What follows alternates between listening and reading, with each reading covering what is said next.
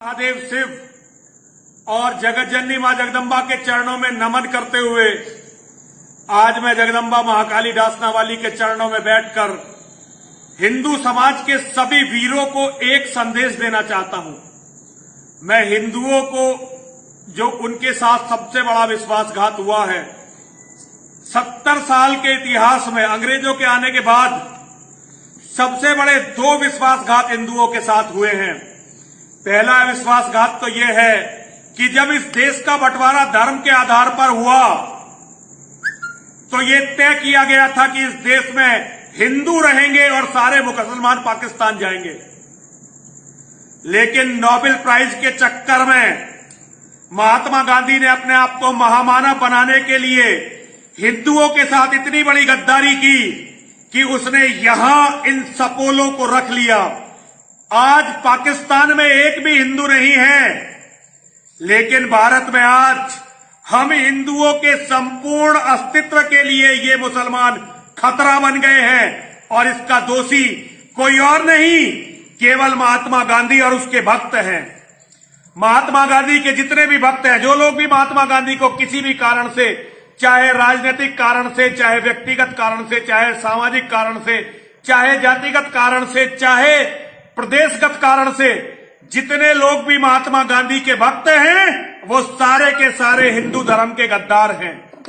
महात्मा गांधी ने यहां मुसलमानों को रखा, नेहरू जैसे कांग्रेस के नेताओं ने उन्हें पाला पोसा और आज इन केचुओं को जो पूरी दुनिया के अंदर कुत्ते से भी बुरी मौत मारे जाते हैं, उन्हें भारत में अजगर बनाकर हमारे सिरों पर रख दिया।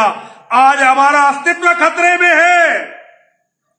इतना बड़ा विश्वासघात, इसके दोषी महात्मा गांधी हैं।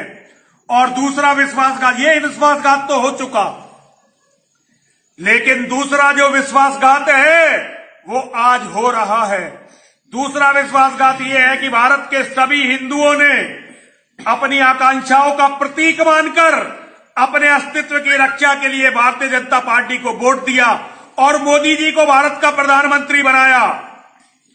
सारे राज्यों का शासन बीजेपी को दिया, राष्ट्रपति बीजेपी का, उपराष्ट्रपति बीजेपी का, राज्यसभा बीजेपी की, लोकसभा बीजेपी की और सारे राज्य बीजेपी के।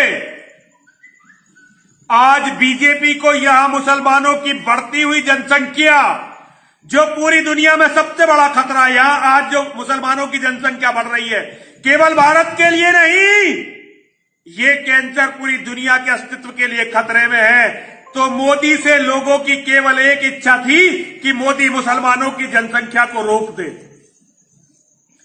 आज मोदी जी के पास वो ताकत भी है, लेकिन मैं सारे हिंदुओं तुमसे कहना चाहता हूं, यदि मोदी जी ने ये काम नहीं किया तो ये भी हिंदुओं से इतना ही बड़ा विश्वासघात होगा जितना बड़ा विश्वासघात गांधी और कांग्रेस ने किया है। हिंदुओं, तुम वो गलती मत करो जो कांग्रेसियों ने की।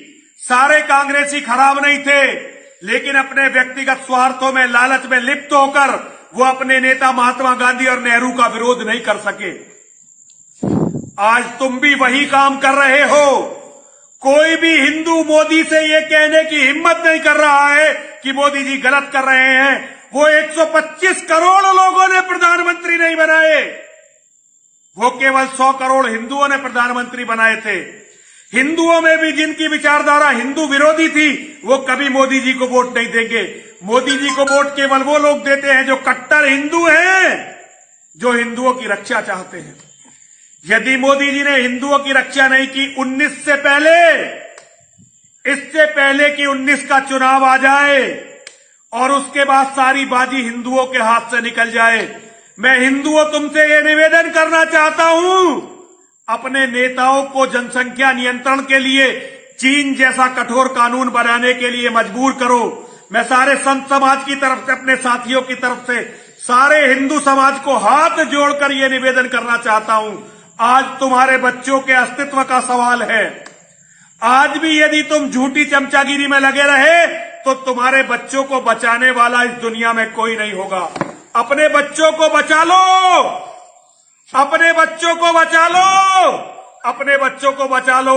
सभी लोग मेरे साथ बोलेंगे, बोलिए हर हर